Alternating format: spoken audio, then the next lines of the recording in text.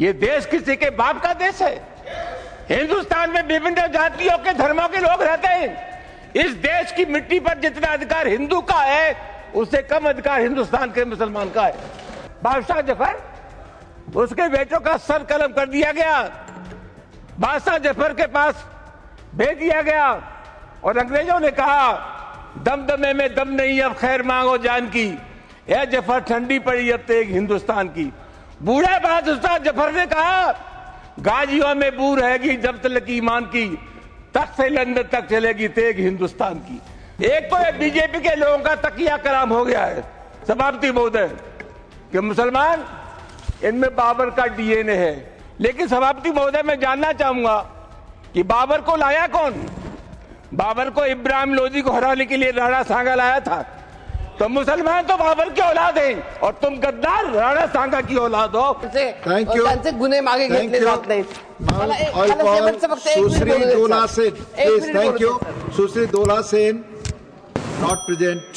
Sir, माननीय श्री रामजी लाल सुमन, माननीय Ramji Lal Suman 5 minutes rules आप बनाते हैं, बना दीजिएगा आगे। माननीय Shri Ramji Lal Suman 5 minute please. 5 minute बोलो sir. 5 minute. Nothing is going on record madam, nothing is going on record please. 5 minutes. उपसभापति जी, हम गृह मंत्रालय के कामकाज पर यहां चर्चा कर रहे हैं और मैं समझता हूं देश का जो गृह मंत्रालय है उसका प्रमुख काम है देश की एकता को बनाए रखना, सामाजिक सद्भाव को बनाए रखना। ये पूरा देश एक घर है और हिंदुस्तान के प्रधानमंत्री और गृह मंत्री का ये दायित्व है कि हिंदुस्तान में विभिन्न जाति और धर्मों के लोग रहते हैं,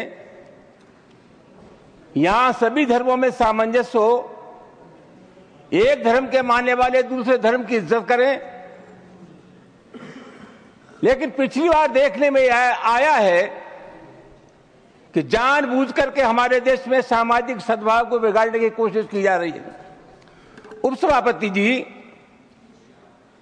मैं नहीं जानता, अभी होली का त्योहार था और मैंने कहीं नहीं पढ़ा कि किसी मुसलमान ने यह कहा हो कि हम सद्भावना बिगाड़ना चाहते हैं या होली के त्योहार में व्यवधान पैदा करना चाहते हैं। लेकिन इसके बावजूद भी तमाम ऐसे बयान आए जिसके चलते समाज में दरार पैदा हुई, रिश्ते खराब हुए। सर, एक बिहार के विधायक हैं और एक उत्तर प्रदेश के विधायक हैं। इन दोनों लोगों ने यह कहा कि मुसलमान अपने घर में कैद हो जाए होली पर। उत्तर प्रदेश के एक मंत्री ने कहा कि जिनको रंगों से नफरत है वो हिंदुस्तान छोड़ रहे हैं। और सभापति महोदय, अलीगढ़ यूनिवर्सिटी में सभापति महोदय पहले होली का त्योहार नहीं होता था, परमिशन नहीं मिली। अब जब वहां अनुमति नहीं मिली, बाद में अनुमति मिल गई थी, तो वहां के एक जनप्रतिनिधि ने कहा कि जो इसका विरोध करेगा उसको मुंह पर पहुंचा देंगे। सभापति जी, कानून का राज है या जंगल का राज है?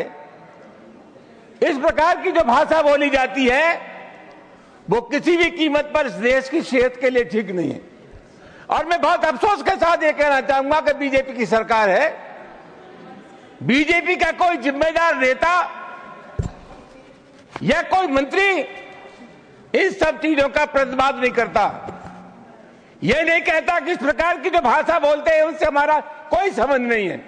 तो क्या हम मान करके चले कि इस प्रकार के जो तत्व है उनको सरकारी संरक्षण प्राप्त है या इनको भाषा अच्छी लगती है? सभापति महोदय, बार बार कहा जाता है और अभी कहा गया कि जो लोग होली में के त्योहार पर होली नहीं खेलना चाहते, और जैसा मैंने कहा जिनको रंग पसंद नहीं है वो हिंदुस्तान छोड़ दें। उप सभापति महोदय, मैं आपके मार्फत से जानना चाहूंगा, ये देश किसी के बाप का देश है? हिंदुस्तान में विभिन्न जातियों के धर्मों के लोग रहते हैं। इस देश की मिट्टी पर जितना अधिकार हिंदू का है उससे कम अधिकार हिंदुस्तान के मुसलमान का है। राष्ट्रीय आंदोलन में हिंदू, मुसलमान, सिख, ईसाई सब लोगों ने तिरंगे झंडे के नीचे एक कौम बनाई। आखिरी मुगल बादशाह जफर उसके बेटों का सर कलम कर दिया गया, बादशाह जफर के पास भेज दिया गया और अंग्रेजों ने कहा दमदमे में दम नहीं, अब खैर मांगो जान की, यह जफर ठंडी पड़ी अब तेग हिंदुस्तान की। बूढ़े बादशाह जफर ने कहा गाजियों में बू रहेगी जब तक ईमान की, तख्त से लंदन तक चलेगी तेग हिंदुस्तान की। सभापति महोदय, कौन है इसका ठेकेदार? हर बात में एक तो ये बीजेपी के लोगों का तकिया कलाम हो गया है सभापति महोदय कि मुसलमान, इनमें बाबर का डीएनए है। उप सभापति महोदय, मैं जानना चाहूंगा कि बाबर का डीएनए मुसलमान में है। हिंदुस्तान का मुसलमान तो बाबर को अपना आदर्श मानता नहीं है, वो तो मोहम्मद साहब को अपना आदर्श मानता है, सूफी संतों की परंपरा को अपना आदर्श मानता है। लेकिन सभापति महोदय, मैं जानना चाहूंगा कि बाबर को लाया कौन? बाबर को इब्राहिम लोदी को हराने के लिए राणा सांगा लाया था। तो मुसलमान तो बाबर की औलाद हैं और तुम गद्दार राणा सांगा की औलाद हो, ये हिंदुस्तान में तय हो जाना चाहिए। अगर बाबर की तो आलोचना करते हैं, राणा सांगा की आलोचना नहीं करते। सभापति महोदय, ये बहुत सभापति महोदय, ये देश की एकता आप अनुभवी आदमी है, बातचीत में संसदीय मर्यादाओं का ध्यान रखें, संसदीय मर्यादाओं का ध्यान रखें। Time is over. जो भी चीजें संसदीय मर्यादा के अनुकूल नहीं है, आजादी की लड़ाई में इन्होंने गुलामी की थी सभापति महोदय। Please your time is over, you please it. माननीय श्री वाई को, ये देश किसी के बाप का देश है। हिंदुस्तान में विभिन्न जातियों के, धर्मों के लोग रहते हैं। इस देश की मिट्टी पर जितना अधिकार हिंदू का है उससे कम अधिकार हिंदुस्तान के मुसलमान का है। बादशाह जफर, उसके बेटों का सर कलम कर दिया गया, बादशाह जफर के पास भेज दिया गया और अंग्रेजों ने कहा दमदमे में दम नहीं, अब खैर मांगो जान की, यह जफर ठंडी पड़ी अब तेग हिंदुस्तान की।